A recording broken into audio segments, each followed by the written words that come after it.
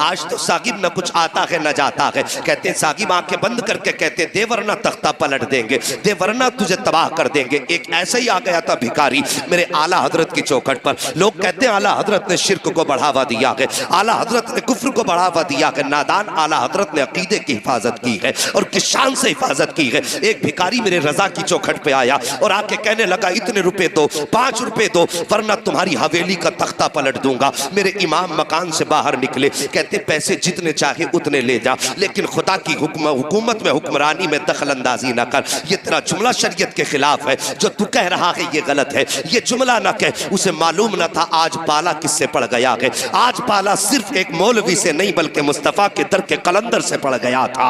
आप फरमाते हैं ये जुमला ना कह, बल्कि जितने चाहे पैसे ले ले। उसने कहा पैसे 10 देता है तो दे, वरना हवेली पलट दूंगा। माँ ने अंदर से आवाज दी, ये बेटे भिखारियों के मुंह नहीं लगा करते हैं, फकीरों के मुंह नहीं लगा करते हैं, ये बेटे जितने मांगता है उतने दे दे। आप फरमाते हैं माँ इसका मुस्तफा की शरीयत के खिलाफ है। अहमद रजा देने को हवेली दे देगा, लेकिन नबी की शरीयत के खिलाफ अगर कोई एक भी जुमला बोलेगा अहमद रजा उसे गवारा नहीं कर सकता है। अभी ये बातें हो रही थी कि सरकार मुफ्ती आजम हिंद के बचपन का जमाना था। आप छत के ऊपर टहल रहे थे, अचानक पैर फिसला, सर के बल जमीन पे गिर जाते हैं। आपकी वालिदा की चीख निकल जाती है। माँ कहती है अहमद रजा मैंने तुमसे कहा था बेटे फकीरों से उलझा नहीं करते, देखो तुम्हारा बेटा छत से गिर गया है। इतना सुनना था। मेरे इमाम कहते हैं ए माँ ये तो एक मुस्तफा रजा है, अगर मुस्तफा की शरीयत के लिए 1000 मुस्तफा रजा हो तो सबको कुर्बान कर दूंगा, लेकिन शरीयत का सौदा नहीं कर सकता हो। इतना कहना था।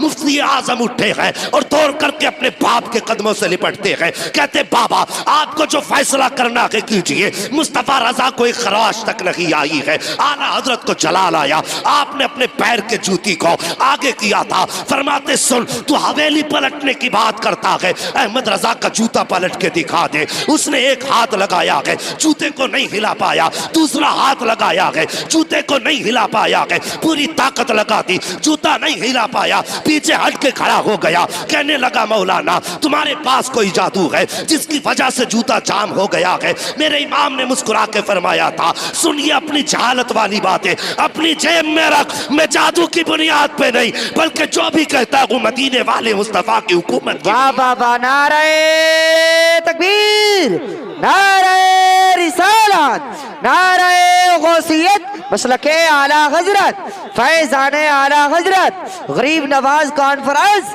अल्लामा मुफ्ती हम्माद साहिब किबला, सरजमीन राजा का मझोला जिंदाबाद जिंदाबाद। सुभान अल्लाह सुभान अल्लाह। साहिबो हमारे रजा ने तो हमारे फिक्र की हिफाजत की है और तुम कैसे कहते हो इन्होंने शिर्क को बढ़ावा दिया है।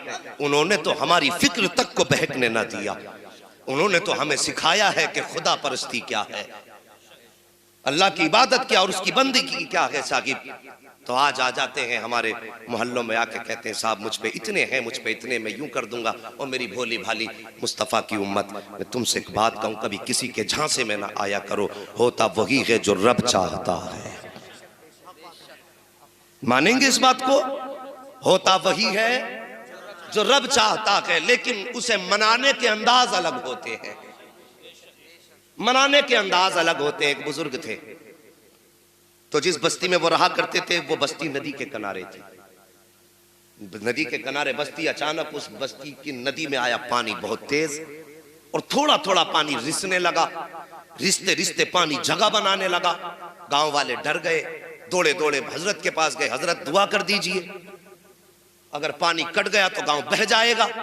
आपने अपनी लाठी उठाई और वहीं गए जहां पे पानी कट रहा था। और जाने के बाद करना क्या था? कटते हुए पानी पे मिट्टी रखनी थी या हाथ लगा के रोकना था। लेकिन बस दीवानों की नजरों को जहां देख रहा है, दीवाना खुदा जाने कहां देख रहा है। और दीवाने को तहकीर से दीवाना ना कहो, दीवाना भी कुछ सोच के दीवाना बना।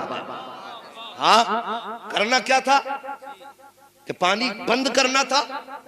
लेकिन साहिब किया क्या इन्होंने? जाकर के जहां पानी खुल रहा था और रास्ता बनाना शुरू कर दिया। हमारी कौम भी बड़ी अजीब है, एकदम सर पे बैठाती है, एकदम फेंक दिया करती है।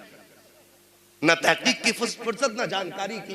कभी ये सोचते नहीं यार देखो इसके पीछे राज क्या है। जैसी पानी कटना शुरू हुआ लोग दौड़े, कहने लगे ये बाबा तो मरवाए बैठा है, इससे बेहतर था इसे बताते ना जा करके, ये तो खुद डुबाने पे लगा हुआ है। गांव वालों ने घर खाली किए, भागना शुरू कर रहे थे। अचानक जब पानी आप खोल रहे थे पानी खुद ब खुद बंद होना शुरू हो जाता है। और जब आप हाथ झाड़ते हुए वापस आए हैं लोग फिर आ गए, कहने लगे हुजूर बताइए तो सही ये पानी कैसे आपने रोक दिया। आप फरमाते हैं मैं गया पानी बंद करने के लिए था। कहा हजरत जी फिर खोला क्यों था जाकर के। कहने लगे सुनो तुम नहीं जानते हो, मैं जाके किनारे पे खड़ा हुआ, मैंने कहा या अल्लाह अगर ये अपनी मर्जी से है तो मालिक इसे बंद कर दे, और ये तेरी मर्जी से चला गए तो फिर मैं भी तो तेरा बंदा हूँ, मैं तेरे काम में हाथ क्यों ना बटाऊं। मैंने खुद तेरा काम आसान करना शुरू किया है। आसान से मतलब ये नहीं माज़अल्लाह के रब के लिए कोई मुश्किल काम हो, का तेरे काम में मैं खुद शरीक हो गया हूँ, का जिसमें तू राजी है उसमें मैं राजी हूँ। जैसे मैंने इतना कहा था आवाज आई थी बंदे अब तू बता क्या चाहता है।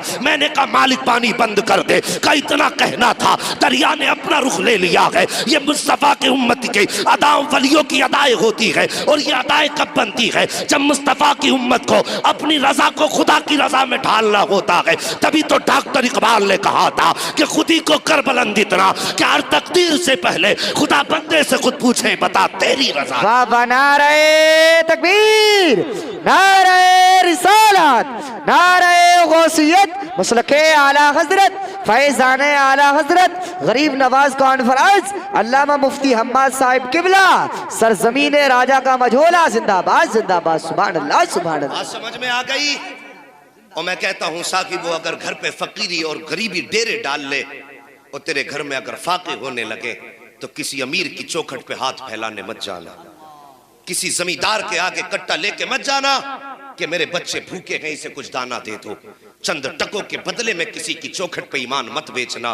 अगर गरीबी तुम्हारे दरवाजे पे डेरा डाल लेना तो जाना मस्जिद के दरवाजे पे जाकर के बैठ जाना। तवज्जो है, मस्जिद के दरवाजे पे जाके बैठ जाना और अल्लाह की रजा के लिए जो नमाज पढ़ने आए हैं अपने कपड़े से उनके जूते साफ करना,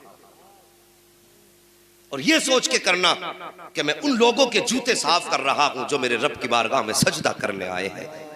खुदा की कसम मुसीबतें कितनी भी बड़ी हो और ये 40 दिन अमल करके देखना, और फिर अल्लाह की रहमतें अगर तेरे घर पे डेरा ना जमा ले तो फिर आके गरेबान पकड़ ले।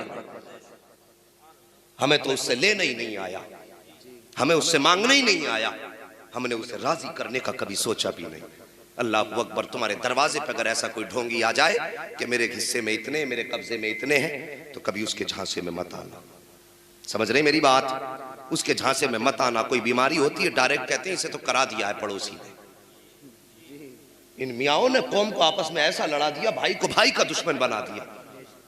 कहते बहुत बड़ा जादू तुझ पे है, वो बेचारा डर जाता कितना बड़ा जादू है, कराया किसने, कुछ तो बताओगे? कहता कि हाँ कद लंबा है, सेहत अच्छी है, तंदुरुस्तता है और रंग उसका गेहुआ है। एक बात बताओ, मैं अगर ये पहचान किसी को बता के जाऊं तुम्हारे गांव में कितने लोग ऐसे निकलेंगे?